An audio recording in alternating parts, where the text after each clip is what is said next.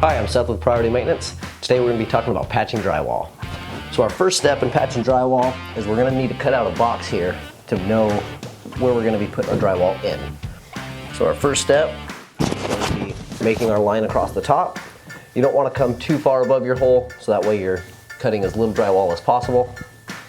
So find our bubble here on our level.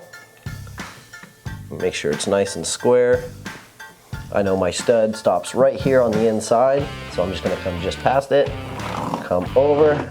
My stud on the inside stops right about here, so again I'll come just past it, draw a line over, and so there we have our top line. Going to do the exact same thing for the bottom.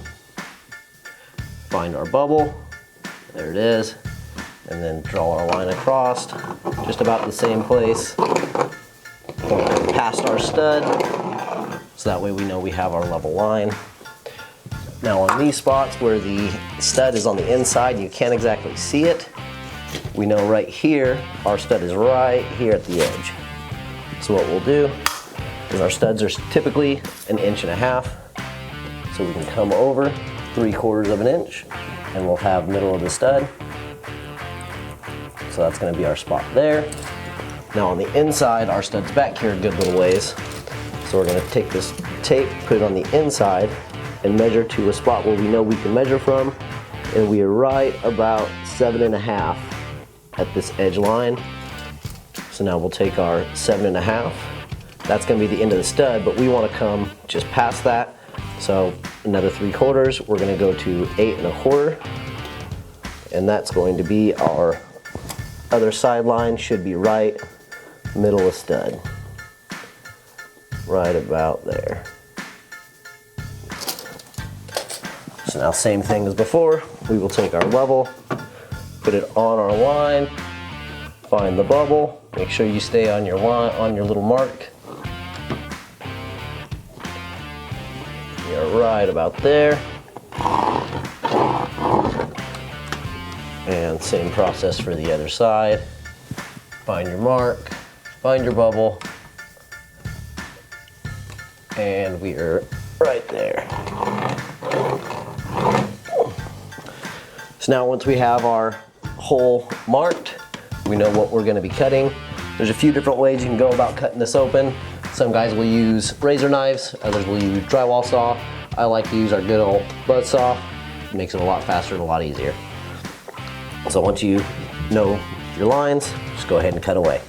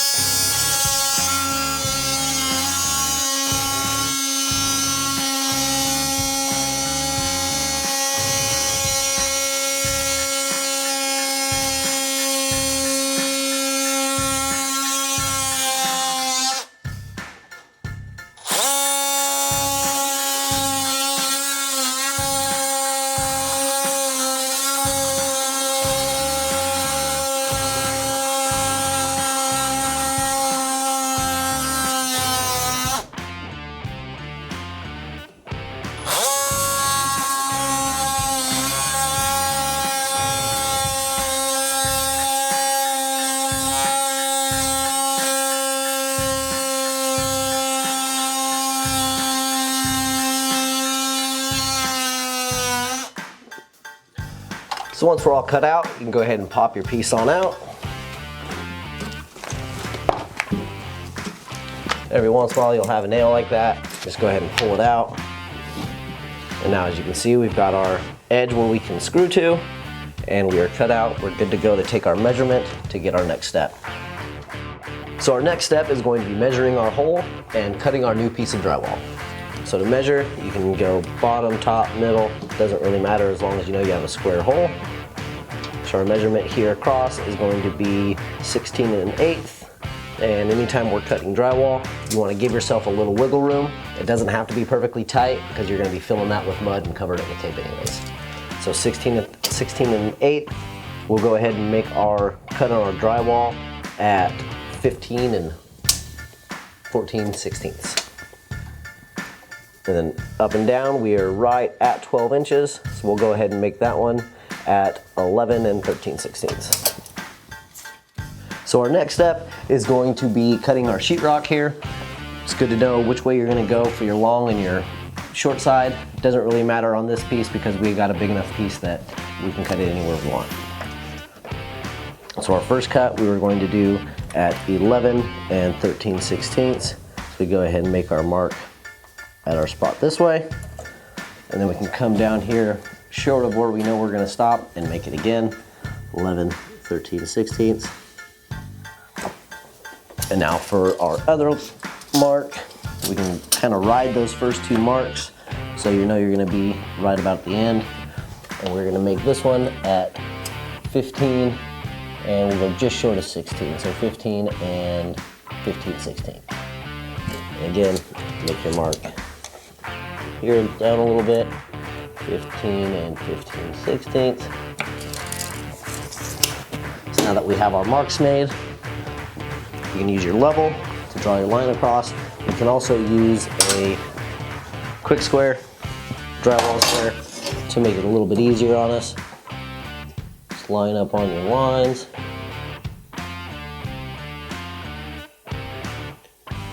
And make your mark.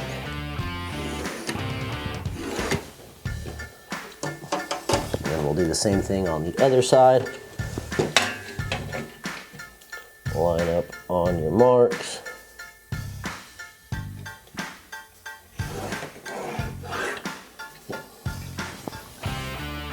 As you can see, we kind of went off mark a little bit on there. That's because these two other edges are already cut, so it's not going to be perfectly square, but again, that's okay because we're taping them under the edges anyways.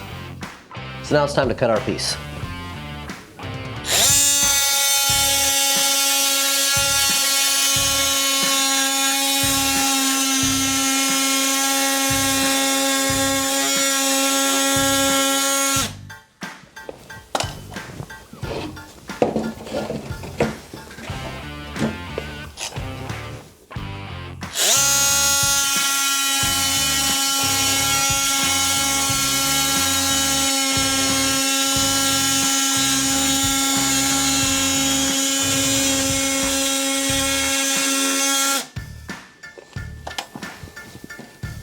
So now once we have our piece all cut out, our next step is going to be to dry fit it in our hole.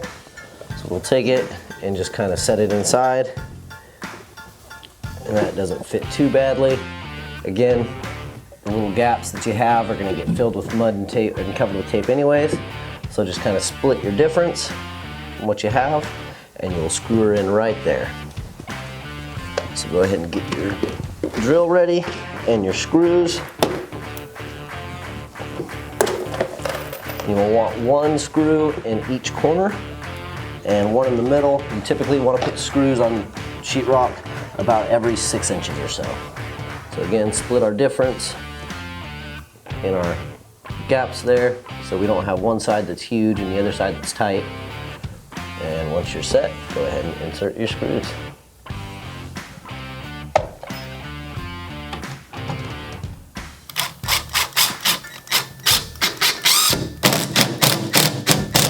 And anytime you're putting in any kind of sheetrock, make sure to bury your screw. If you don't bury the screw, you will have the screw exposed and will leave lines on your finished product.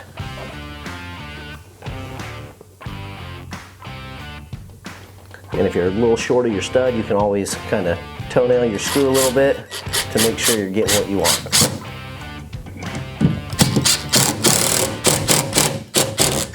And again, bury the screw.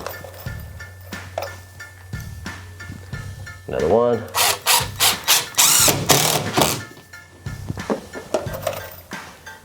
And final corner.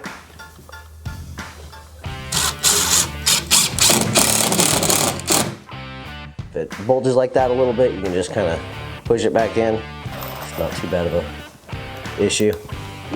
And we'll do one in the middle.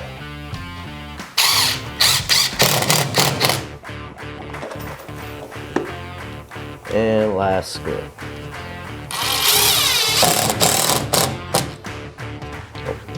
bury it. There it is. So now that we have our piece of sheetrock in our hole, our next step is to go ahead and mud and tape. All right, now that we have our patch in place, our next step is to go ahead and mud and tape. So what you'll need here is you'll need your pan of mud and your drywall tools, and you'll need a small bucket of water with your paper tape. So our first step is to go ahead and check your knife. Every knife's gonna have a slight bend to it. You wanna make sure you're putting your bend away from the wall so you've got the right side there. We'll go ahead and just apply a little bit of mud.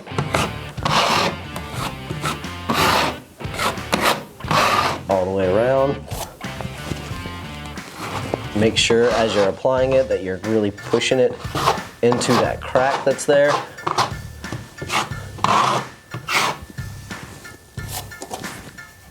We're just getting a little bit of mud for underneath our tape. Go on working your way around, bringing it in. Make sure we've come out wide enough.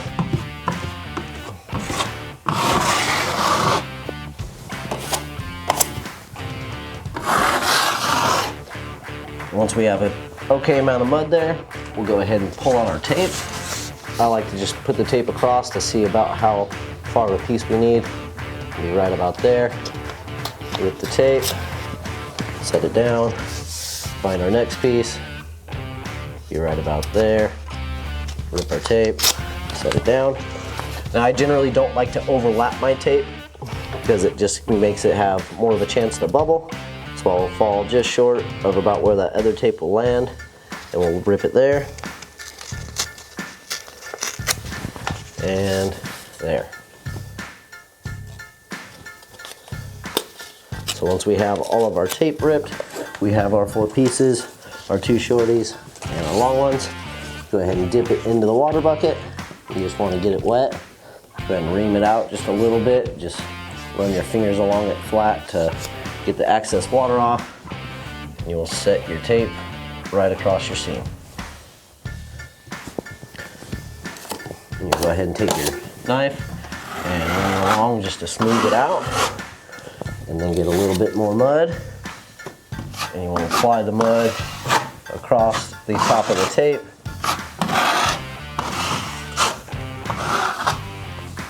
Just a little bit more on there. And once you have it on there, you're good for your next piece.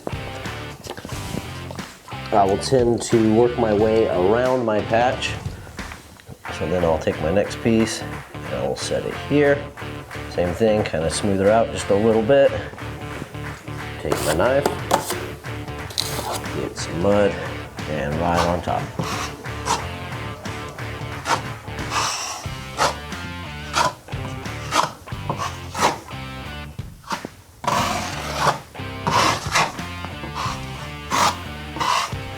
This first step doesn't have to be beautiful because you're going to be sanding down before you do anything else anyways. So I got that piece, now I grab my other long one and go right across the bottom. Again, ream it out, make sure it's not too wet, and set it right across. Smooth it out just a little bit, and just as before, grab some mud, put it right on top of your tape.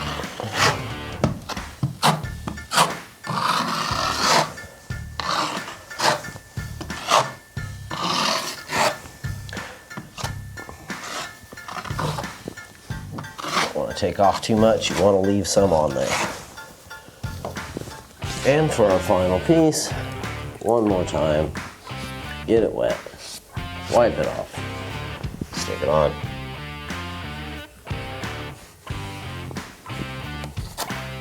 Grab some more mud, and again, put it right on top.